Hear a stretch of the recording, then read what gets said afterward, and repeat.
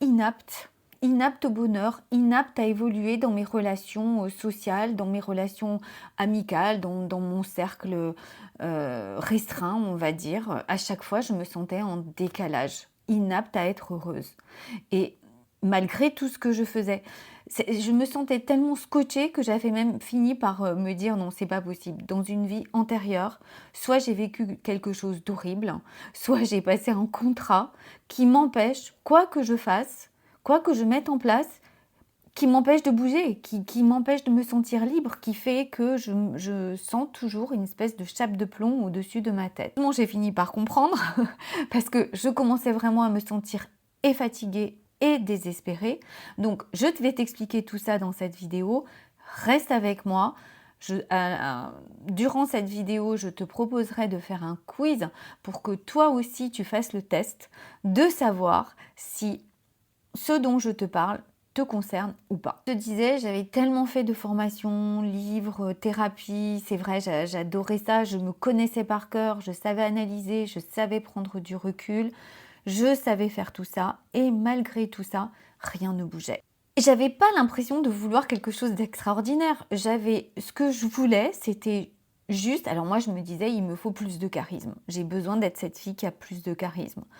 En réalité, ce que je voulais, c'était simplement être invitée en soirée, un dîner, peu importe, et me sentir à l'aise pendant ce dîner, pouvoir y aller sans avoir le stress d'y aller, être dans mon couple et me sentir à ma place, comme on dit, me sentir en harmonie avec l'autre, sentir qu'il y avait un lien.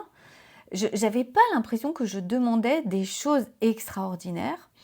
Et pourtant, malgré tout ce que je faisais, je restais coincée. Alors, pas toujours, parce que ça arrivait bien sûr d'être cette fille que je voulais être, c'est-à-dire que, tu vois, je me disais, moi j'aimerais bien être cette nana qui a du charisme et qui se fait 5 amis à la seconde, voilà, qui est invitée, blabla. Bien sûr que ça arrivait parce que j'ai aussi cet amour des gens, donc on m'invitait, on pouvait me dire, allez viens, on va boire un café, je pouvais faire des connaissances rapidement, tout ça. Mais ça suscitait une angoisse profonde. Et l'angoisse profonde, c'était qu'on découvre qui j'étais. Et pour moi, qui j'étais à l'intérieur, c'était pas grand-chose.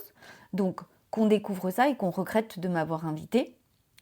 Et 2, que je me sente oppressée par trop d'invitations, trop, puisque je pensais que j'avais besoin de ma bulle, de me sentir en sécurité et de ne pas être trop envahie. En sécurité et de ne pas être trop envahie. C'est pareil, je le vois aussi chez mes clientes.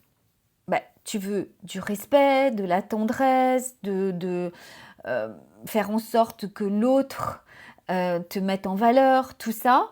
Et même quand tu l'obtiens, il y a quelque chose à l'intérieur qui bouge, qui se sent, comment dire, agité.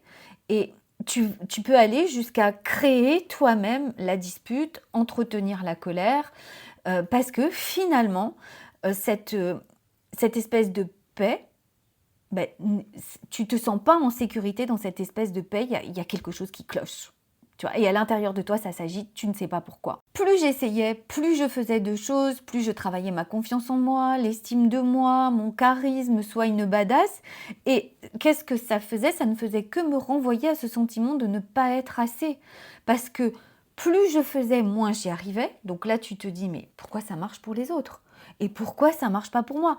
Qu'est-ce qui va pas chez moi? Pourquoi moi? Qu'est-ce qui se passe? Donc tu as l'impression que les autres ont chopé un truc que toi, t'as pas compris et tu te sens encore plus nul. Et ça, c'est extrêmement fatigant parce qu'à la fin, ça t'amène un sentiment de fatigue et d'épuisement total. Est-ce que tout ça, ça te parle? Est-ce que ça te parle, ces moments où tu envoies un message, ça répond pas pendant 2 heures et tu refais la conversation en te disant que peut-être t'aurais pas dû dire ça, peut-être qu'elle s'est vexée. Tu refais la conversation et tu te rends compte que effectivement, ce que tu as dit, c'était vexant. Dire qu'une personne t'avais dit, ben, on va boire un café, je t'appelle pour boire un café, elle te rappelle pas pour boire le café, et là tu te dis, ben oui, c'est normal. En fait, elle me l'a proposé en se disant que ça allait être sympa avec moi, mais entre-temps, elle s'est rendue compte que, bof, j'étais pas assez intéressante, elle préfère aller avec d'autres personnes qui sont sans doute beaucoup plus intéressantes que moi. T'imagines comme c'est douloureux de penser ça? T'imagines comme ça fait mal, comme à chaque fois ça te remet en question, comme à chaque fois, tu sais, l'image que j'ai, c'est un peu, on te tape sur la tête, et à la fin, t'en peux plus, tu vois, c'est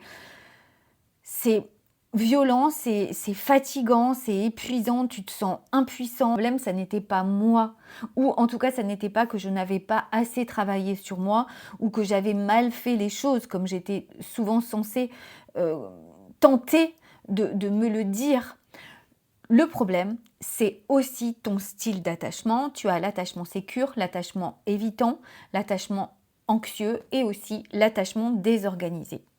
Et moi, j'ai compris, en écoutant les styles d'attachement, en découvrant le système d'attachement, j'ai compris que je faisais partie du style d'attachement désorganisé. Et le désorganisé, il veut être avec les autres, il veut le lien, mais il a compris très tôt dans sa vie que le lien, c'est dangereux. Donc, tu vois, c'est comme si tu appuyais sur le frein et l'accélérateur en même temps. Tu vois, c'est pas possible. À un moment donné, ça fait... Voilà, c'était ça.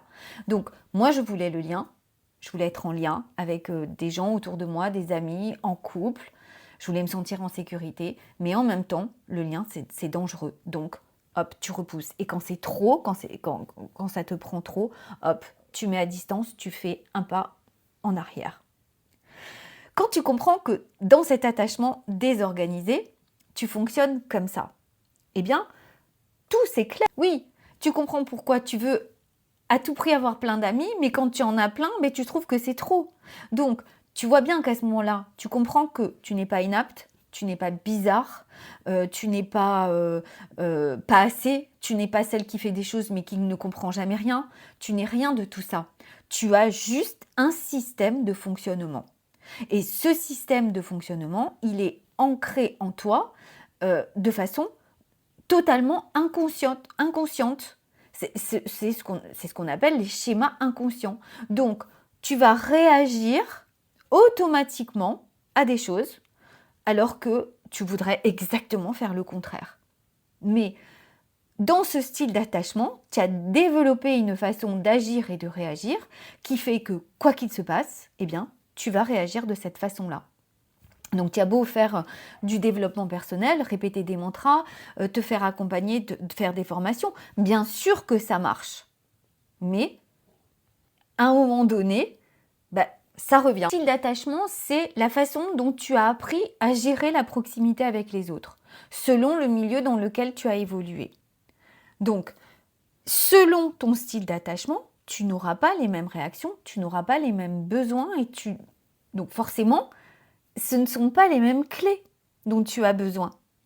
Et toi, si tu veux savoir quel est ton style d'attachement et pour comprendre un peu mieux comment tu fonctionnes, j'ai créé ce quiz. Grâce à ce quiz dure quelques minutes, rassure-toi, ça ne dure pas 3 heures. Grâce à ce quiz, tu fais ce quiz et ensuite, selon le nombre de réponses que tu vas savoir quel est ton style d'attachement dominant.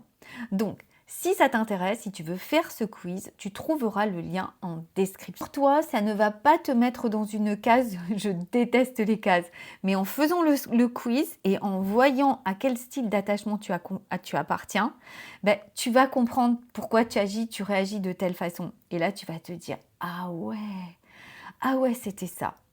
Vas-y, je t'invite vraiment à faire ce quiz. En plus, c'est ludique, c'est marrant et moi j'adore.